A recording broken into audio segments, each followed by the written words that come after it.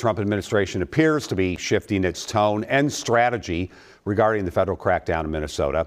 That began today with a major leadership shakeup.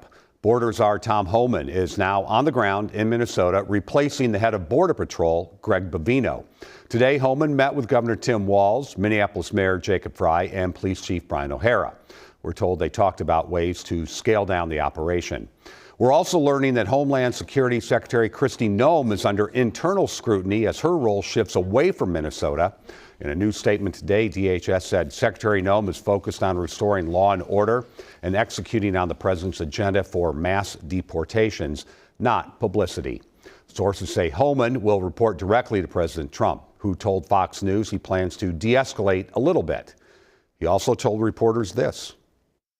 And you know, we talk about Minnesota, but in Minnesota, you probably read, their crime is way down. You know why? Because we took out thousands of criminals out of Minnesota, and that's why it's good. So anyway, but we have Tom Homan is over there. We all love Tom. Esme Murphy is here with more about Tom Homan, who he is, and what his new role will be. Esme? Hi there, Frank. Make no mistake about it, Tom Homan is an immigration and deportation hardliner. But his more measured response to the Renee Good shooting and his access directly to the president has local leaders more hopeful that an improving relationship is indeed possible. President Trump announced on social media he was sending Tom Homan to head up ICE activities in Minnesota.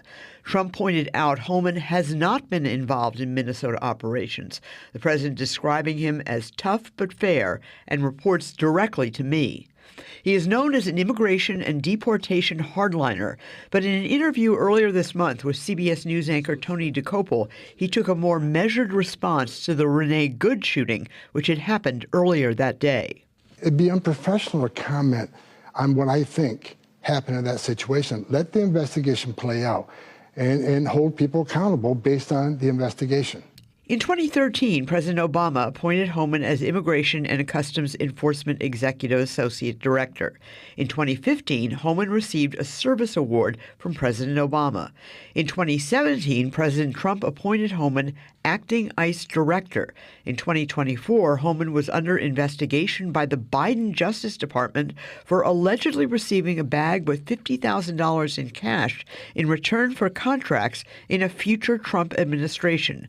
Under the new Trump administration, the DOJ investigation was terminated due to what the DOJ said was a lack of credible evidence.